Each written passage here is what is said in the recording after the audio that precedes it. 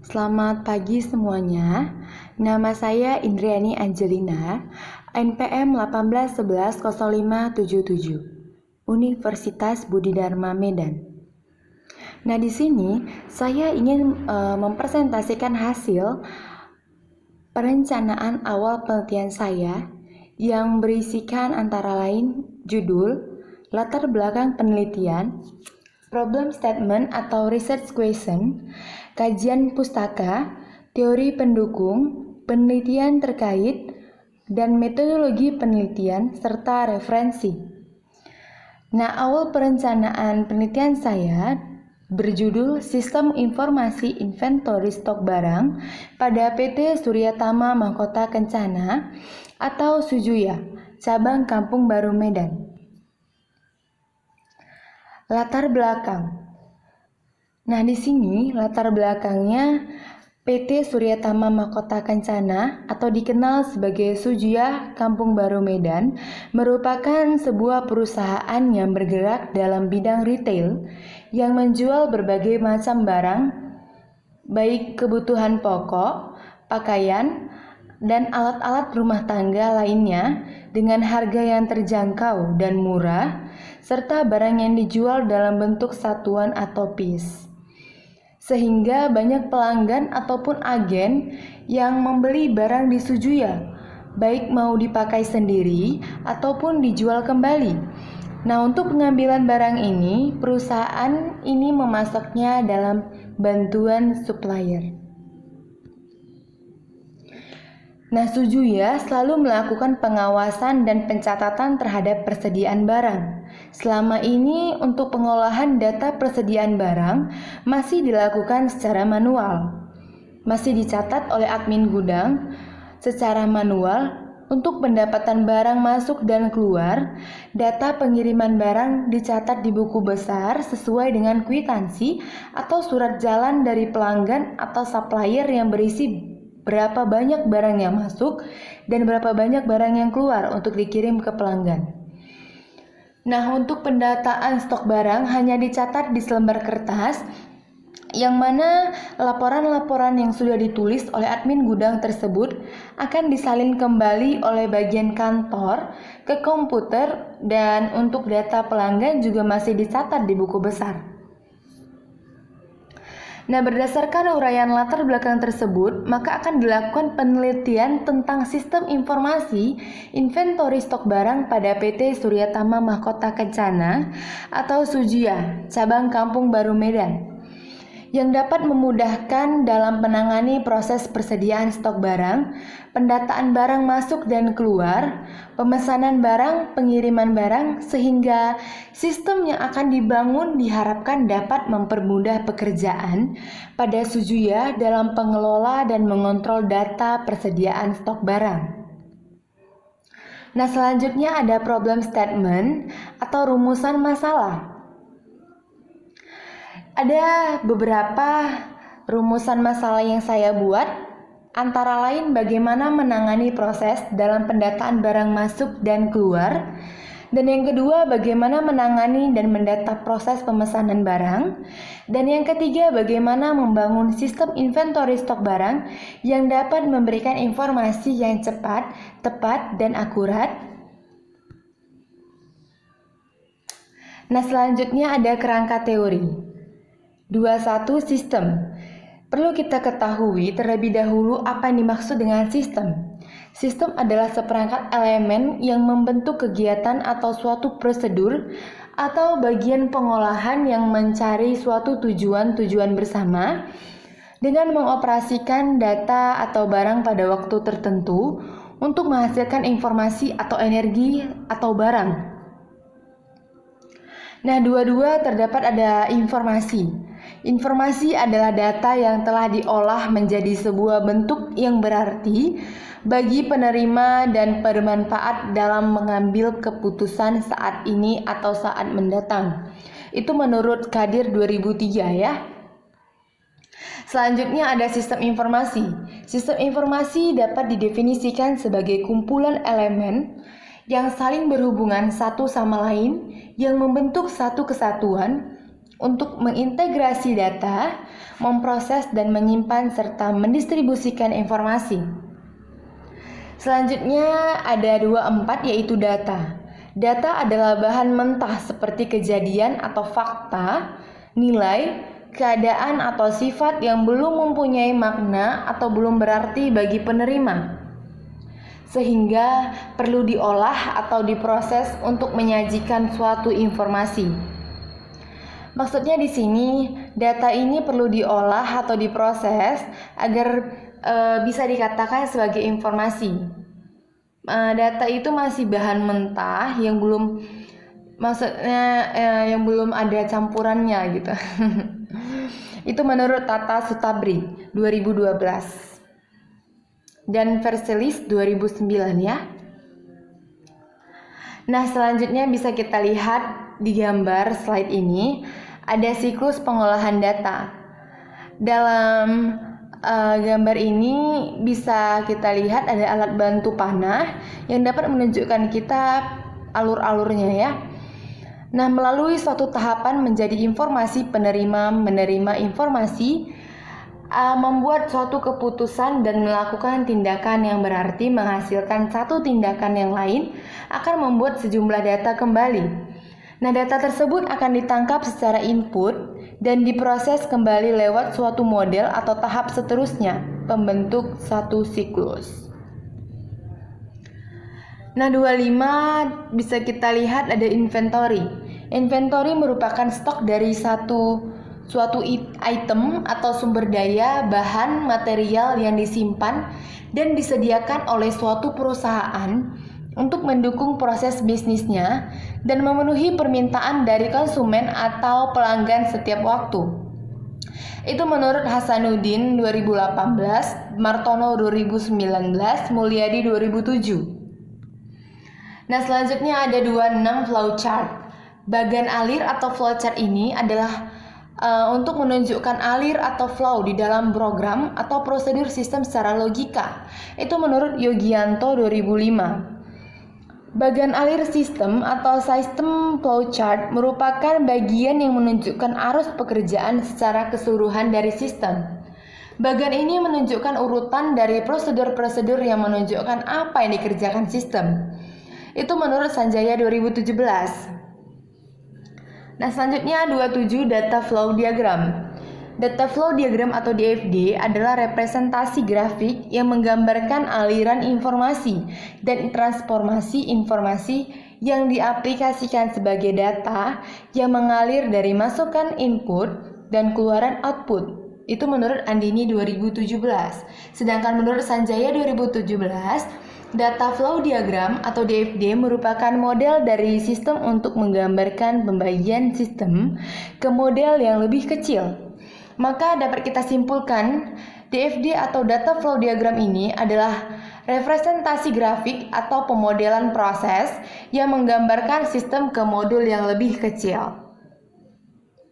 Nah, 28 ada Entity Relationship Diagram. Entity Relationship Diagram atau ERD diagram ini menunjukkan hubungan antara entitas yang satu dengan yang lain dan juga bentuk hubungannya. Nah, dengan adanya hubungan antar entitas ini, maka seluruh data menjadi tergabung di dalam satu kesatuan yang terintegrasi. Itu menurut Edi dan Betsani 2012. Nah, selanjutnya metode pengembangan sistem dengan model prototype. Sebaiknya kita perlu ketahui dulu apa yang dimaksud dengan prototype sehingga kita tahu dalam metode apa atau metode pengembangan sistem apa yang akan dibuat. Nah, prototype adalah proses perencanaan sistem dengan membentuk contoh dan standar ukuran atau satuan yang dapat dikerjakan nantinya, sehingga para pengembang dan pelanggan akan saling berinteraksi sampai dapat mengambil keputusan terbaik dari hasil perancangan sistem informasi yang akan digunakan. Nah, di sini ada model prototype. Dalam gambar tersebut bisa kita lihat tahapan-tahapan pengembangan dengan model prototype. Antara lain bisa kita lihat di situ, ada komunikasi, ada perencanaan secara cepat, ada pemodelan, ada konstruksi, ada penyerahan. Nah, dalam model prototipe ini, komunikasi dan perencanaan secara cepat, pemodelan, konstruksi, penyerahan. Akan saya kasih tahu apa itu komunikasi, biar teman-teman juga tahu apa yang dimaksud dengan komunikasi.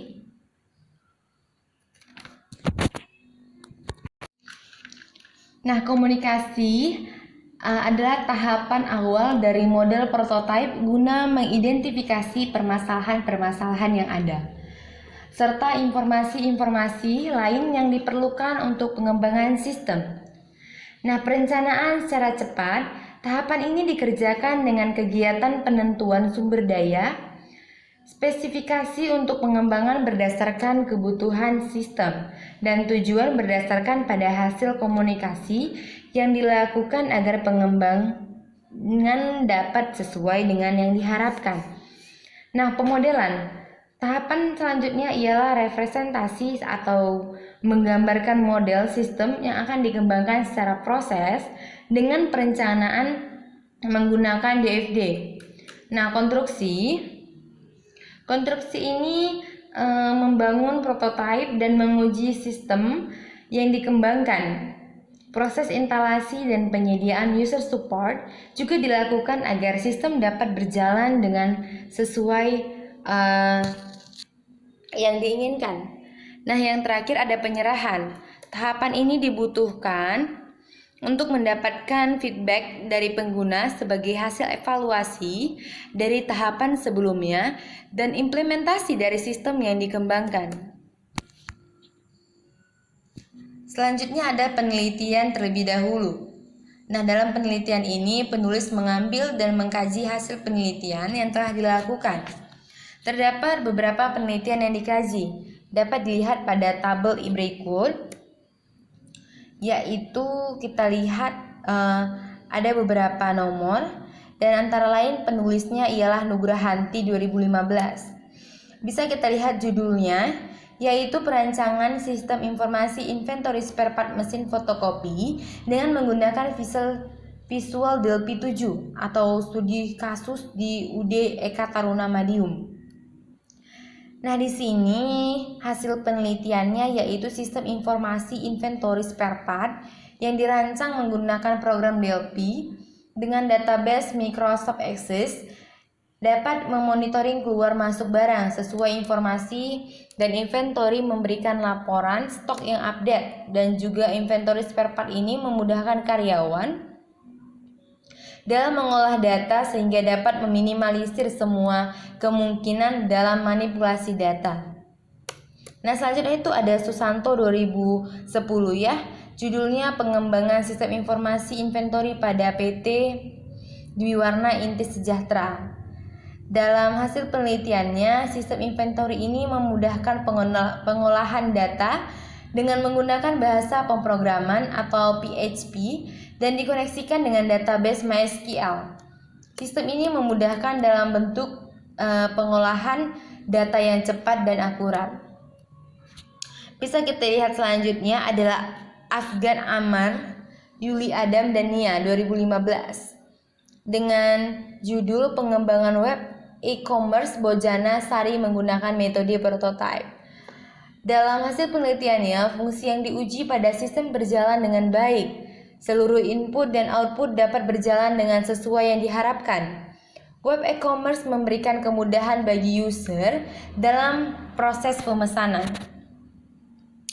Nah, di sini ada beberapa penulis yang saya buat, yaitu ada Julian Chef, ada Tiara dan Arzia, ada Gregius Andre Asmosmoro, dengan judul yang berbeda-beda tetapi hampir mirip. Nah, hasil penelitiannya bisa kita lihat. Contohnya Julian Chef dalam judul pengembangan sistem inventory control pada perusahaan PT Alam Indah Utama. Hasil penelitiannya bisa kita lihat yang dapat dilakukan menghasilkan sistem yang dapat membantu pengecekan barang yang berguna sebagai sistem internal dari PT Alam Indah Utama. Selanjutnya, ada metodologi penelitian. Nah, metodologi penelitian di dalamnya melakukan penelitian pada PT Mahkota Kencana. Saya melakukan beberapa tahapan untuk mendapatkan data yang dibutuhkan, yaitu penelitian lapangan, penelitian kepustakaan, tahapan pengamatan langsung terhadap alur, proses yang sedang berjalan pada Sujia Kampung Baru, dan yang terakhir tahapan penelitian hasil dan resume penelitian.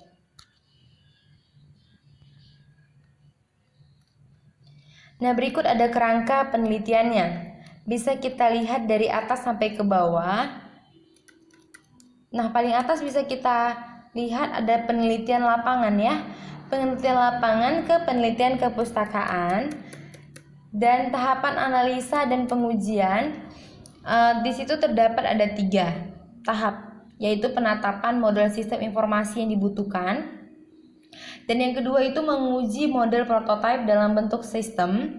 Dan yang terakhir membuat sistem yang terintegrasi dengan baik untuk laporan inventory Sujuya. Nah, selanjutnya penetapan hasil resume atau penelitian. Yang pertama penetapan sistem informasi inventory yang digunakan. Dan yang kedua ada penulisan laporan penelitian. Nah, sekian hasil presentasi penelitian saya mengenai sistem informasi inventory stok barang pada PT Suryatama Mahkota Kencana, Sujuya, Cabang Kampung Baru Medan. Terima kasih.